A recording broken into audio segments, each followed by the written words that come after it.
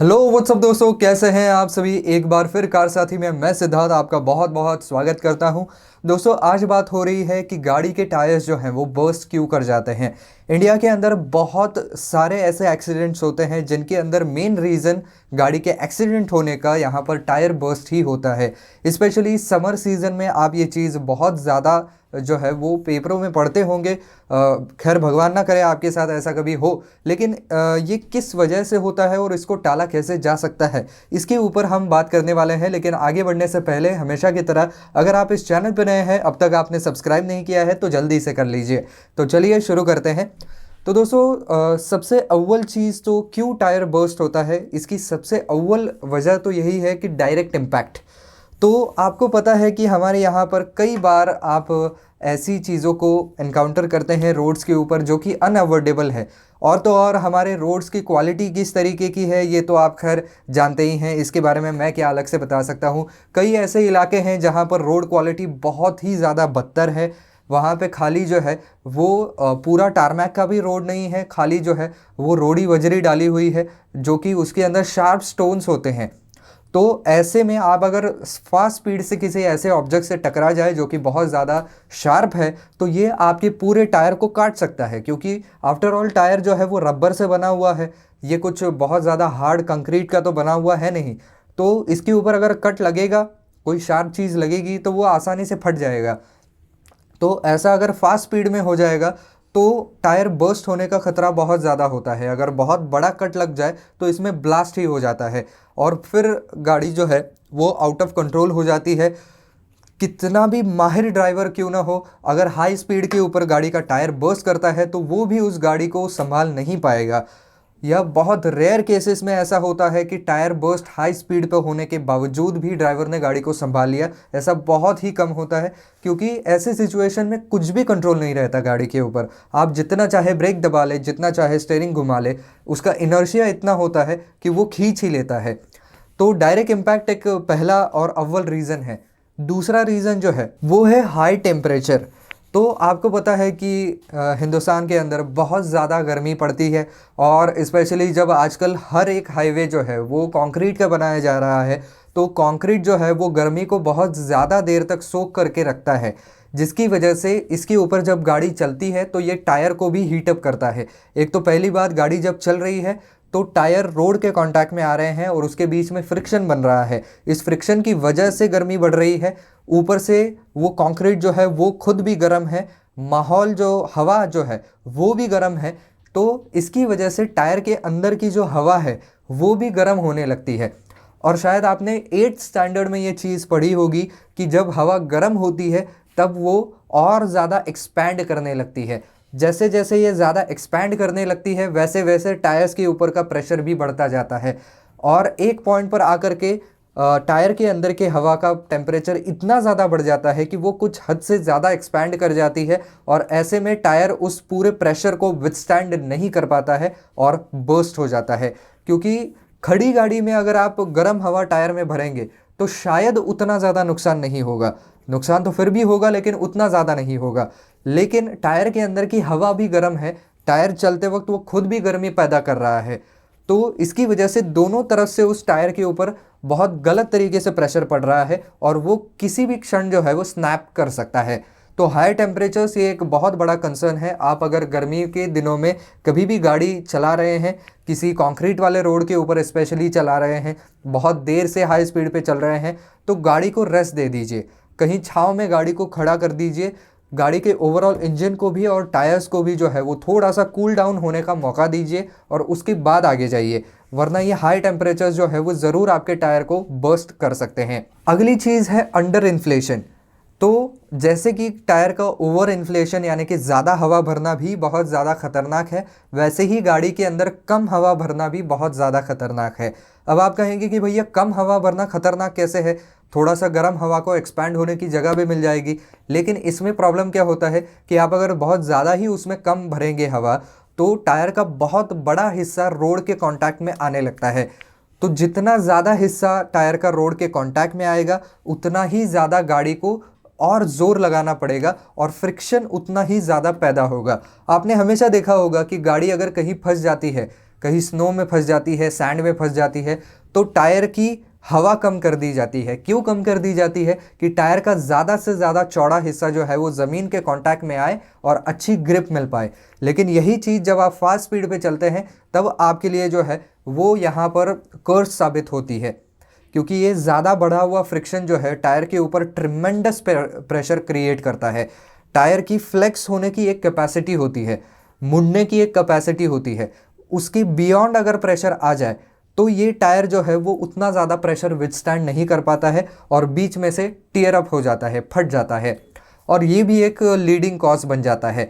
इसके अलावा कई लोग क्या करते हैं कि आगे के टायर्स में कुछ ज़्यादा हवा, पीछे के टायर्स में बहुत कम हवा, या कुछ टायर्स में इस साइड के राइट साइड के टायर में ज़्यादा हवा, लेफ़्ट साइड के टायर में कम हवा, ऐसी चीज़ें भी करते हैं, जिसकी वजह से एक तो गाड़ी का बैलेंस ख़राब हो जाता है और किसी एक ही टायर पे प्रेशर ज़्यादा आ जाता है।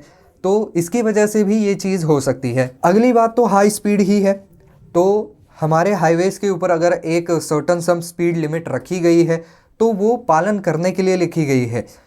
कई लोग क्या करते हैं, गाड़ी को उसकी सेड लिमिट से बहुत तेज़ चला लेते हैं। तो गाड़ी के अंदर अगर आपको 220 तक का स्पीडोमीटर दिया गया है तो ज़रूरी नहीं है कि आप उसको 220 तक खींचें, आप उसको मॉडरेट स्पीड के ऊपर भी चला सकते हैं। आप गाड़ी के टायर्स देखें, टायर्स के ऊपर जो है वो क्लियरली मार्किंग की जाती है, क्लियरली लिखा जाता है, एनग्रेव किया जाता है कि ये टायर कितने स्पीड को विथस्टैंड करने के लिए बनाया गया है। जनरली इसका एक कोड होता है, एक अल्फ़ाबेट होता है और उसके आगे नंबर लिखा जाता है। तो उसका एक पूरा चार्ट होता है। आप कौन से कंपनी का टायर है उस कंपनी की वेबसाइट देखिए और टायर के ऊपर क्या मार्किंग लिखी गई है उसको देखिए, और उसके हिसाब से आपके टायर की स्पीड लिमिट कितनी है ये सबसे पहली बात तो जान लीजिए। आपके गाड़ी में 220 तक का स्पीडोमीटर दिया गया है, लेकिन चक्के अगर केवल 150 किलोमीटर पर आवर का जो है वो स्पीड विथस्टैंड कर सकते हैं, तो you should not exceed that. उससे ज़्यादा अगर तेज़ चलाएंगे तो ये प्रेशर झेल नहीं पाते हैं ये टायर्स कई बार, और इसकी वजह से भी बर्स्ट कर जाते हैं, क्योंकि उसका कंस्ट्रक्शन ही उतना ज़्यादा स्ट्रांग नहीं है, उतने हाई क्वालिटी का रबर उसके अंदर इस्तेमाल हुआ ही नहीं है, तो वो कैसे चलेगा। तो इसकी वजह से जनरली आपको ये देख लेना चाहिए एक बार कि आपके टायर का स्पीड लिमिट कितना है। अगली चीज़ है ओवरलोडिंग ऑफ द कार। तो कई बार जो है वो लोग पैसेंजर कार्स को, नॉर्मल कार्स को सामान ढोने के लिए इस्तेमाल करते हैं, जो कि सामान बहुत ज़्यादा हेवी होता है। तो ऐसा सामान ढोने के लिए ये गाड़ियाँ नहीं बनी है, ना ही इसका सस्पेंशन उसके लिए बना है, ना ही इसके टायर उसके लिए बने हुए हैं। तो आप उसके अंदर अगर ज़्यादा सामान रखेंगे तो ऊपर से ज़्यादा भार आता है, जो भार सीधा सीधा एक्सल से होते हुए आपके टायरों पे पड़ता है, और टायर के साइड वॉल्स जो होते हैं उनके ऊपर ये पूरा भार आ जाता है। तो अगर ये साइड वॉल्स कुछ ज़्यादा दब गए तो गाड़ी के साइड से ये टायर जो है वो बर्स्ट होने का खतरा बहुत ज़्यादा रहता है। जैसे आप अंडर इन्फ्लेटेड टायर्स के मामले में होता है कि ज़्यादा सरफेस एरिया आ जाता है कांटेक्ट में, वहाँ पर भी फ्रिक्शन होता है। तो इसके अंदर तो उससे भी वर्स्ट केस हो रही है।